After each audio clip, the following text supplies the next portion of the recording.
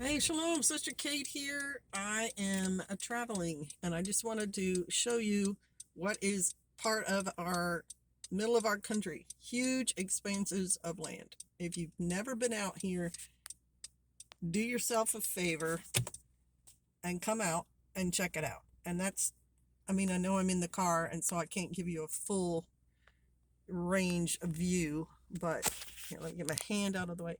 Just beautiful, beautiful, like in the movie Dances with Wolves. So I wanted to just share some thoughts with you guys because I've had a really interesting time the last day visiting my son and my grandchildren and so on.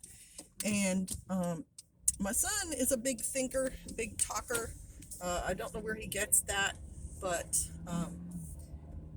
he's also a history teacher, and so he studies the world just like I study the world, and Pastor Joe studies the world. And he had some really interesting things to say. Now, I did a video, I think it's called Medieval or Modern, or possibly modern or Medieval. If I remember, I'll hook a link on there. Because I was trying to look at where our world is going and what that's going to mean for life for people, just so you can kind of anticipate it and plan your life around what is going to be happening in our society and our culture. And I think a really good point to remember is our country is so young. It's really, really young compared to many, many other cultures and countries in the world. If you look at a culture like China, it's a 7,000-year-old culture. So they've pretty much decided what they like for their normal, what food they like to eat, what animals they like to grow, what clothes they like to wear, how they like to build things, how they like to farm, how they like to travel out over 7,000 years. And no one has conquered the entire country, I don't think, in that time. People have come and taken parts of it. China's gotten parts back. They've figured out their norm. So we in America, at 250 years old, and started by, and there were natives here the whole time. I am not disputing that. The natives, unfortunately, a more different advanced culture shows up and they get conquered. It's happened all over the world. I'm not trying to minimize what's going on with them because their life changed dramatically and is probably not going to go back the same way it's been, except on the property that they own. And that's kind of for everyone. When you have your own land, then you can have your own subculture on your land, and you decide those same things for your little culture as, the big culture at large also formulates. And so on the reservations, the natives can have the culture they want. That's an aside.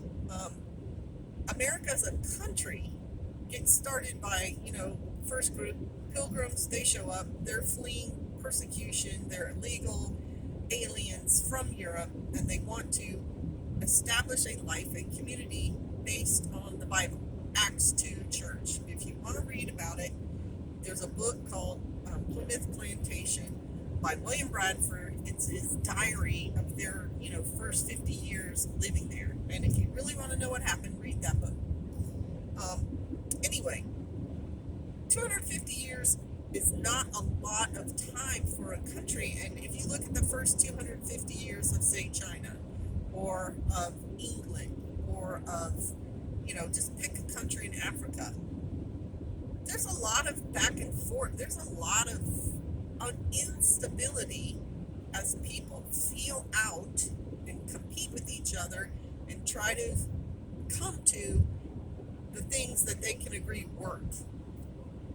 And so you get, for a long time, a little petty warlord, and he gets 10 or 12 or 15 or 100 or however many people who all agree, and they go and attack another group that doesn't agree, and they take that group over or whatever, and that just gets bigger and bigger and bigger until you get people like Genghis Khan, and he takes over, a huge swath of the property he Renaissance or Alexander the Great.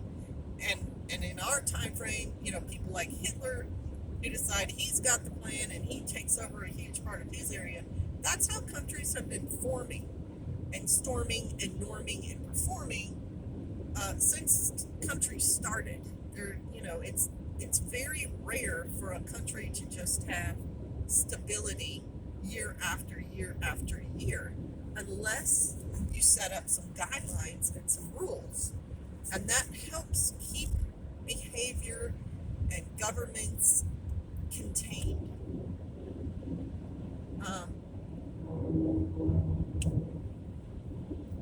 And so for America to have our wars, because our beginnings were, very same thing, back and forth, including a civil war. We had to fight Britain. We possibly were going to go to war with France. We were thinking Napoleon Bonaparte was going to come over here and invade. The plan that our forefathers laid out, the basis for our government, the Constitution, made a pretty flexible, lasting government. And that was the plan of the guys who set it up.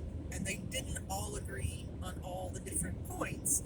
And so what they did was compromise and come up with ways so that if the government goes too far one way, there's another part of the government that kind of help it pull it back, and so on. And that's why America, for a while now, even though we've gone to wars like World War I and World War II and had our war in Vietnam and in Korea, hasn't really engaged in a huge land battle for a while. And then, Afghanistan, a 20-year-long war, but it wasn't the kind of war where tanks just rolled across Afghanistan and we took the whole country. There was just fighting on and off, back and forth up there in Afghanistan. So, point being, when we come to where we are now, with our country that's still in very, very early stages, in a world where there's countries that have been around for thousands of years, it kind of gives a different perspective on how we should be looking at world events. If for some reason Russia does invade Ukraine and there starts to be some kind of big land battle in Europe,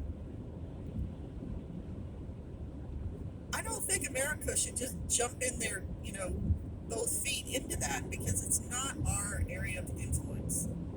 And that's not me saying we should never fight there, but just like in World War II, we were not at the jump start of that.